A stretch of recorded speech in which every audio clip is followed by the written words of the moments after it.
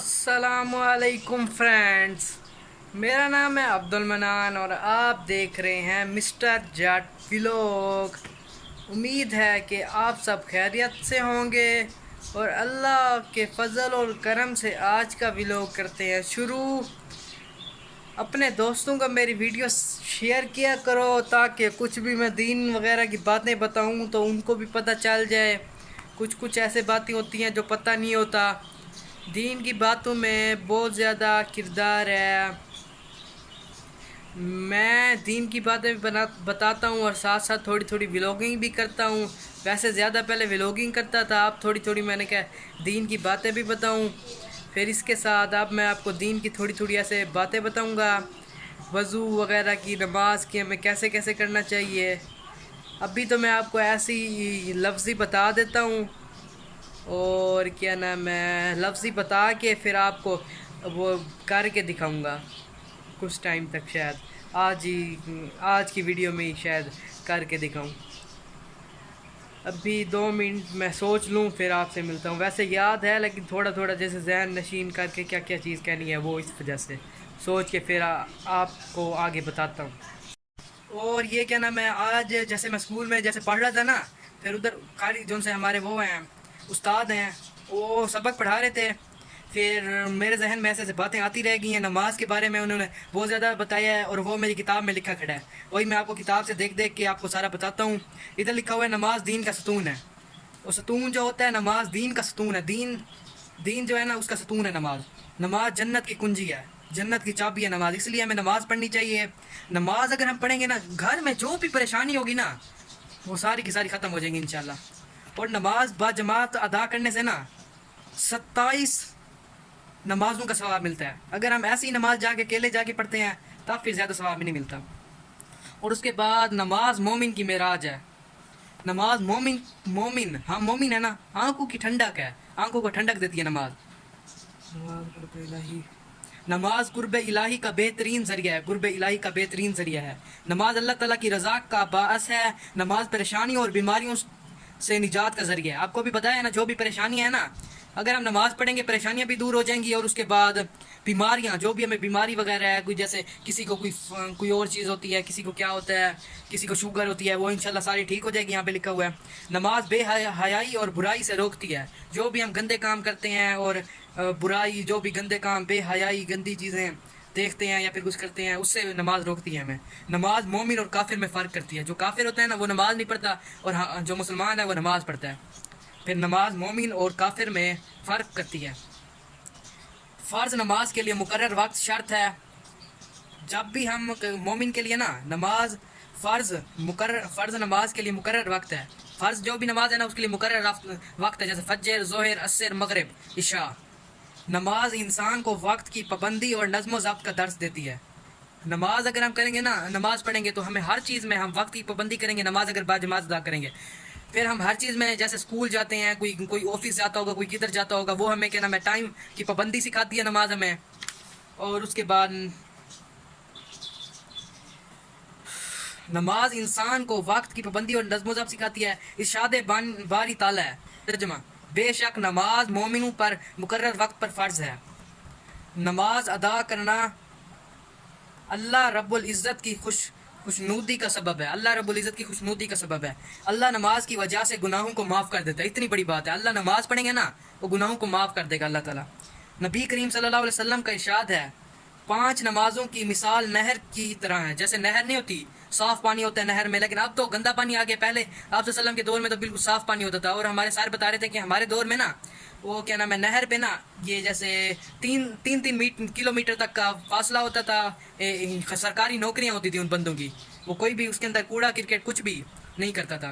वजू उसके अंदर से वो करना चाहिए। अच्छा, जिसका पानी साफ़ सुथरा और गहरा हो, साफ़ सुथरा और गहरा हो। जो तुम में से किसी के घर के सामने से गुजरती हो, जैसे किसी के घर के सामने से गुजरती है नहर वगैरह, और वो उसमें हर रोज़ 5 मरतबा गुस्ल करता हो, 5 मरतबा गुस्ल करता हो, क्या तुम क्या तुम ख्याल करोगे कि इसके जिस्म पर कोई मैल बाकी रहेगी? क्या तुम ख्याल करोगे कि जैसे गुस्ल करते करेगा सारी मैल तो ख़त्म हो जाएगी ना? کیا تم خیال کرو گے کہ اس کے اوپر کوئی جسم کی میل باقی رہ جائے گی؟ کیونکہ 5 ٹائم جو غسل کرے گا کوئی اس کے اوپر میل ہی نہیں رہے گی۔ اچھا، صحابہ کرام نے عرض کی نہیں، آپ صلی اللہ علیہ وسلم نے ارشاد فرمایا 5 نمازیں گناہوں کو اس طرح ختم کر دیتی ہیں جیسے پانی میل کو ختم کر دیتا ہے۔ سبحان اللہ۔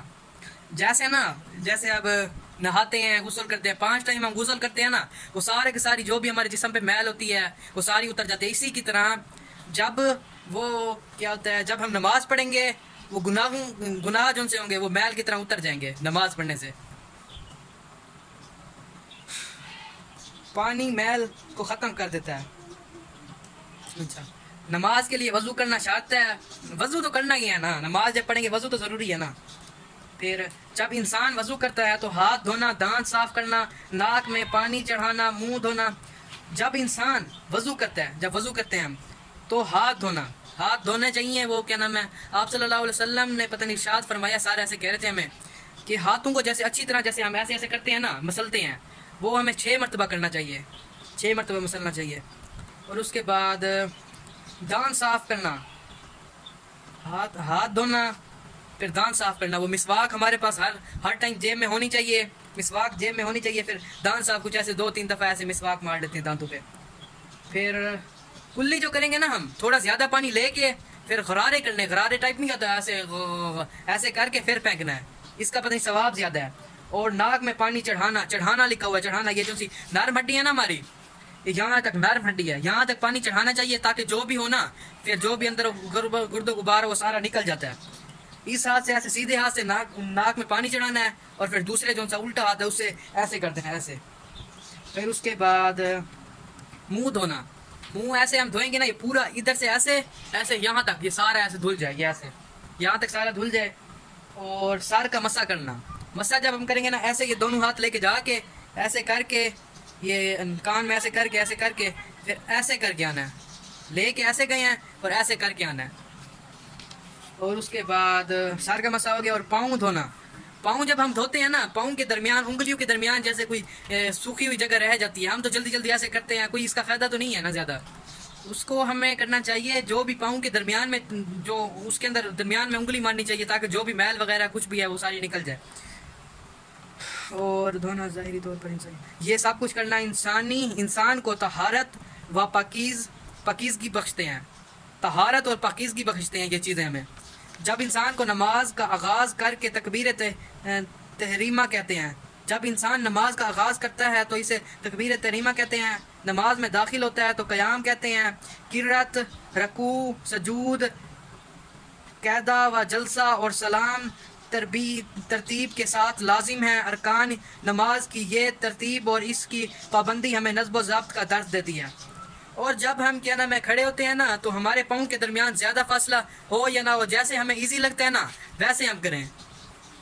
اور کیا نام ہے جب اللہ اکبر کرتے ہیں نا تو ایسے، یہ دیکھو یہ میں نے کیا ہوا ہے، یہ ایسے سیدھے ہمارے ہاتھ نا تھوڑی انگلیاں سے کھل جائیں یا نہ کھلے پتہ نہیں، اس کا مجھے پتہ نہیں ہے، یہ اس جگہ پہ لگانا ہوتا ہے۔ کوئی بندے ایسے جلدی ایسے کر کے پھر وہ کر لیتے ہیں، ایسے کر کے سیدھا ہاتھ کرنا پڑتا ہے کعبے کی طرف، یہ ہاتھ کا منہ ایسے یہ کر کے پھر ہاتھ باندھ لینے ہوتے ہیں۔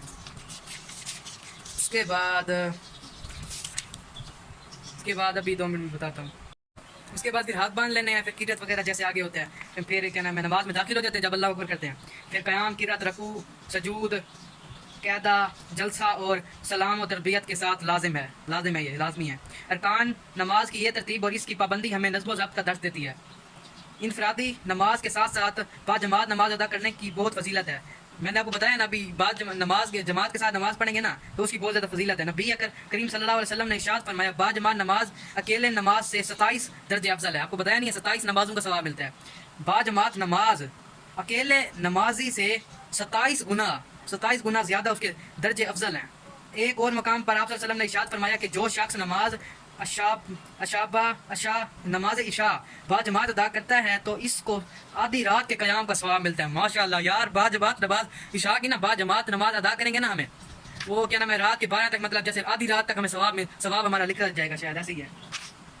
تو آدھی رات کے قیام کا ثواب ملتا ہے، مطلب آدھی رات تک ہم عبادت کرتے رہ گئے ہیں، اتنا اللہ تعالیٰ کی ذات کو ہے۔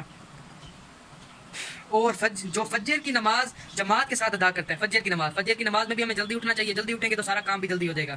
فجر کی نماز جو فجر کی جماعت کے ساتھ نماز ادا کرتا ہے اس کا بقیہ آدھی رات کا ثواب مل جاتا ہے. جو ہم نے آدھی رات عشاء کی نماز پڑھ کے وہ آدھی رات کا ثواب ملا تھا, مطلب آدھی رات تک ہم پڑھتے رہ گئے, اور جب فجر کی بعد جماعت پڑھیں گے تو پچھلی جو سی آگے رہ گئی تھی آدھی رات وہ فجر کی نماز کے ساتھ وہ بھی مطلب ہم پوری رات وہ کرتے رہ گئے عبادت اللہ تعالیٰ کی.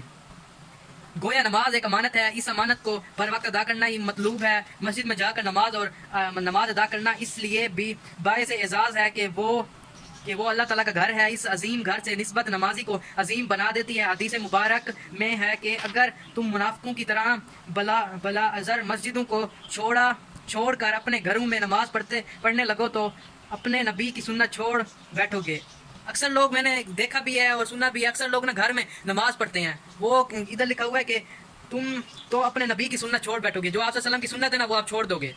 گھر میں نماز نہیں پڑھنی چاہیے, اس لیے ہمیں جا کے مسجد میں نماز پڑھنی چاہیے. اور اگر اپنے نبی کی سنت چھوڑ دو گے تو گمراہ ہو جاؤ گے. اگر ہم اپنے نبی کی سنت چھوڑ دیں گے تو ہم گمراہ ہی ہوئیں گے نا. اور اب ہے نماز کے فوائد و ثمرات. گھر سے مسجد کی طرف چل کر جانا اور مسجد میں نماز کو اس کی شرائط کا لحاظ کرتے ہوئے ادا کرنا انسان کو جسمانی اور روحانی طور پر مضبوط رکھتا ہے. فجر کی نماز کے لیے صبح کو بر وقت اٹھنا, چہل قدمی کرتے ہوئے مسجد جانا بذات خود ورزش کا درجہ رکھتا ہے جس سے انسان کو روحانی اور جسمانی فوائد حاصل ہوتے ہیں. جب ہم دور تک مسجد میں جائیں گے پیدل چل کے وہ ورزش ہوگی ہمارے لیے, ورزش کا ہے اور روحانی اور جسمانی فوائد ہے. جو ہم چل کے دور تک مسجد میں جائیں گے تو ہمیں کیا نام ہے روحانی اور جسمانی فوائد حاصل ہوتے ہیں. اب یار 2 منٹ اذان آ رہی ہے, اذان ہو جائے, بلکہ صلات آ رہی ہے. ہاں چلو صلات ہو جائے پھر آپ سے میں ابھی بات کرتا ہوں. اور یہاں پہ لکھا ہوا ہے مسجد میں باجماعت نماز ادا کرنے سے انسان محلے داروں اور دیگر نمازیوں سے ملاقات کی وجہ سے ان کے حالات سے باخبر, دکھ درد سے آگاہ اور خوشی غمی کا احساس کر کے ان کے ساتھ شریک ہوتا ہے. مطلب کوئی بھی جیسے کسی کی خوشی آ جاتی ہے, غمی آ جاتی ہے, دکھ درد میں اس کا ساتھ دیتا ہے. کوئی بھی دکھ ہوتا ہے جیسے ہم کسی کو دلاسا دے دیتے ہیں یار اللہ کی مرضی کے کام تھے ایسے ایسے, یہ کیا نام ہے ہمیں پتہ چل جاتا ہے جب ہم مسجد میں جاتے ہیں. احساس کر کے ان کے ساتھ شریک ہوتا ہے. انہی امور کا خیال رکھنے سے انسانی معاشرہ ترقی پاتا ہے. اگر ہم یہی چیزیں کریں گے نا تو انسانی جو معاشرہ ہے نا وہ ترقی پائے گا. نماز ہمدردی, احسار, اخوت و محبت اور رواداری جیسے جذبات پیدا کرتا ہے. نماز محبت, ہمدردی, احسار, اخوت اور رواداری جیسے جذبات پیدا کرتی ہے.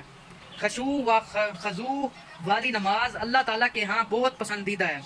خشوع اور خضوع کا مطلب مجھے نہیں پتا, آپ کو شاید میں بعد میں بتاؤں یا پھر نہ بھی بتاؤں, بھول جاتا ہے نا کہ ہاں بہت پسندیدہ ہے. مجھے تو یار پتہ نہیں ہے خشوع کیا ہوتا ہے. پھر نماز بے حیائی اور برائی سے روکتی ہے. وہ پہلے بھی پیچھے بھی لکھا ہوا تھا, نماز بے حیائی اور برائی سے روکتی ہے. آپ کو بتایا نہیں ہے میں نے.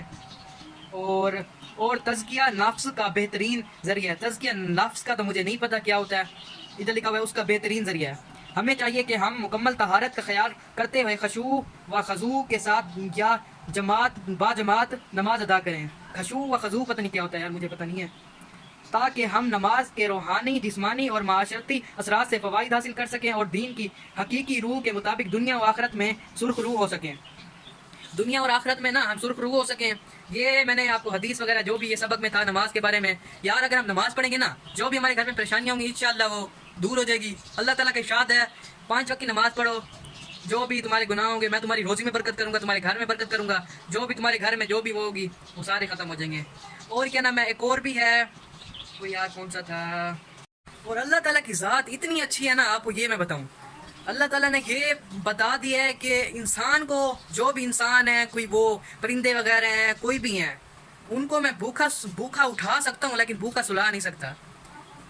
ہم جیسے دانے اکٹھے کر لیتے ہیں, دانے اکٹھے کر کے ایک ہی ساتھ لے کے رکھ لیتے ہیں. کیا چڑیا نے بھی کبھی دانے اکٹھے کر کے اپنے جیسے رکھے ہوئے ہوں وہ رکھ دیتی ہو؟ چڑیا کو یہی ہوتا ہے نا کہ اللہ تعالیٰ اس کو دے گا. چڑیا جا کے صبح جاتی ہے اپنے بچوں کے لیے بھی لے کے آتی ہے, کہیں نہ کہیں سے اللہ تعالیٰ اس کو دے ہی دیتا ہے. اللہ تعالیٰ کا یہ وعدہ ہے, پتہ نہیں کیا ہے. اللہ تعالیٰ نا بندے کو اٹھا بھوکا سکتا ہے لیکن سلاتا بھوکا نہیں ہے. اب میں آپ کو کوئی اور ولاگنگ والی کوئی چیز دکھاؤں گا, پھر اس کے بعد اجازت لوں گا. یہ فرینڈز میں نے پانی والی بوتل اٹھائی ہوئی ہے, یہ دیکھیں. اب موٹر سائیکل پہ میں لے کر, اور یہ کم زیادہ ویڈیو بنا رہا ہوں نا ساتھ ساتھ, یہ کم زیادہ وہ ہو رہی ہے. یہ پانی ہے میرے اور یہ بائک ہے. بائک پہ میں لے کے جا رہا ہوں, آگے جمپ بھی آ گیا ہے, اللہ خیر کرے. رک گیا ہوں میں. یہ پانی کی بوتل ہے, یہ بائک ہے. اب چلو گھر جا کے آپ سے ملتا ہوں. فرینڈز وہ میں نے آپ کو دکھا دیا سارا کچھ، اتنی ساری نماز کی بات بھی بتا دیا ہے، لیکن آپ نے اس پہ عمل ضرور کرنا ہے. جو بھی میں نے آپ کو نماز کی بات بتائی ہے نا، اس پہ عمل ضرور کرنا ہے. آپ نے وضو کیسے کرنا ہے وہ بھی آپ کو بتا دیا ہے، اس پہ عمل آپ نے ضرور کرنا ہے. اور ابھی میں پانی لے کے آیا ہوں، وہ بھی آپ کو دکھا دیا ہے. سارے میرے کپڑے ابھی تک گیلے ہیں. اور مجھے اسی کے ساتھ دیں مجھے اجازت. میرے چینل کو سبسکرائب کر دیا کریں، بیل آئیکن ضرور پریس کیا کریں. چینل کو سبسکرائب اس وجہ سے کیا کریں کیونکہ جو بھی میں دین وغیرہ کی بات بتاتا ہوں وہ آپ کے پاس پہلے پہنچ سکے. اور اگر میری ویڈیو اچھی لگے تو میری ویڈیو کو لائک کر دیا کریں. اسی کے ساتھ مجھے دیں اجازت. اللہ حافظ.